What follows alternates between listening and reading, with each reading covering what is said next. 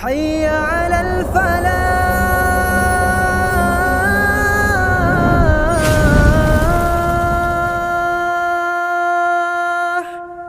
Assalamualaikum warahmatullahi wabarakatuh. Alhamdulillahi rabbil alamin. Allahumma salli wa sallim ala Sayyidina Muhammad wa ala alihi. Para pemirsa yang saya hormati, suatu ketika Al-Hajjaj bin Yusuf, salah seorang pemimpin perang kenamaan pada masa dinasti Bani Umayyah, Al-Hajjaj bin Yusuf ingin mengajak makan bersama, dan dia meminta kepada prajuritnya untuk dicarikan seorang yang bisa menemani Al-Hajjaj untuk bersantap siang. Lalu didapatlah seorang tamu yang berasal dari daerah pegunungan, yang profesinya hanya penggembala kambing. Dipersilahkan masuk dan duduk bersama Al-Hajjaj.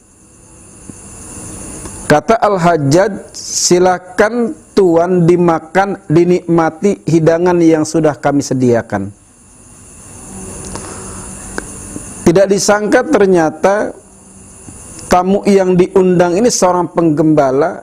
Dia berkata, "Mohon maaf tuan, saya telah diundang oleh yang lebih mulia dari tuan, dan saya telah memenuhi undangannya."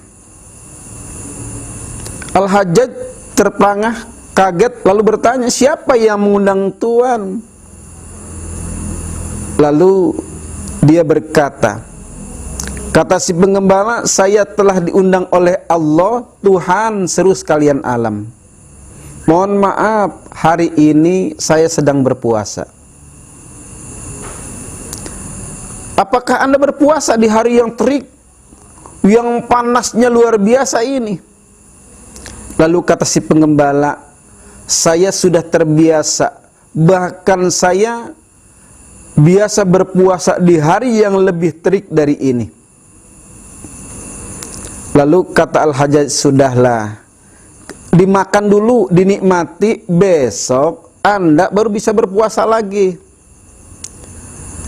Lalu kata si penggembala, "Apakah tuan bisa memberikan kepastian kepada saya, memberikan jaminan bahwa saya bisa hidup sampai besok hari dan saya bisa melakukan ibadah puasa lagi?" "Oh tentu tidak, saya nggak bisa," kata Al-Hajjaj. "Lalu kalau tuan tidak bisa, mengapa tuan menjanjikan sesuatu yang bukan hak tuan? Bahkan tuan ini nggak bisa menentukan besok saya hidup atau mati." Lalu kata Al-Hajjaj, "Sudahlah, kita makan aja dulu." Lalu kata si penggembala sambil dia berdiri meninggalkan, "Tuan, yang membuat lezat makanan ini bukan juru masak tuan, juga bukan jenis makanannya.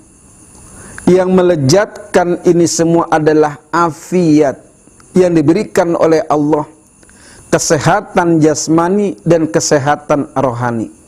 Maaf, saya sedang berpuasa." Lalu si penggembala ini pergi.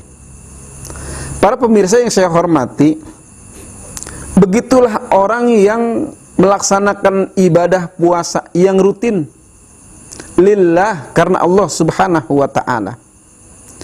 Ada hasil yang dicapai oleh orang yang berpuasa yang bisa dia nikmati. Yang pertama, orang yang berpuasa itu insya Allah sangat bisa mengendalikan hawa nafsu.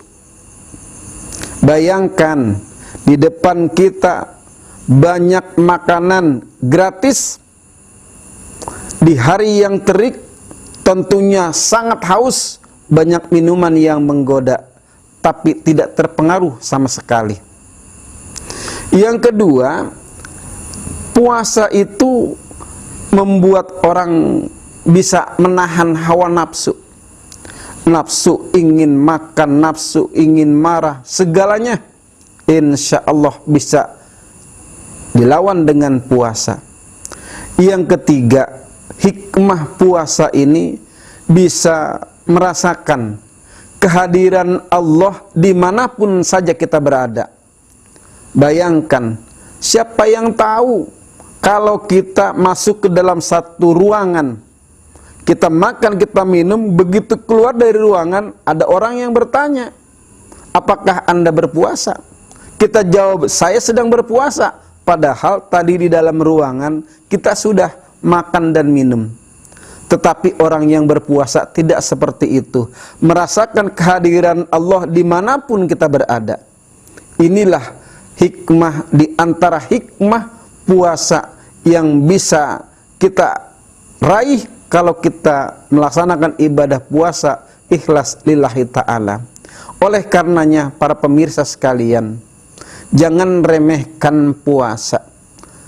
Sebab banyak pelajaran yang bisa kita ambil. Ayam ingin menjadikan telurnya menghasilkan anak, maka dia berpuasa. Mengeram sekian hari dia berpuasa. Ular bisa berbisa, bisanya luar biasa, mematikan lantaran dia berpuasa. Dan banyak lagi pelajaran-pelajaran yang bisa kita ambil dari makhluk-makhluk Allah selain manusia. Inilah puasa. Mudah-mudahan dengan puasa yang kita laksanakan di tahun ini dan tahun-tahun sebelumnya akan membentuk karakter pribadi-pribadi kita, pribadi yang kuat, pribadi yang bisa menahan hawa nafsu, pribadi yang tidak pernah tergoda oleh urusan-urusan dunia, dan pribadi yang selalu merasakan kehadiran Allah dimanapun kita berada. Demikian, semoga bermanfaat. Wassalamualaikum warahmatullahi wabarakatuh.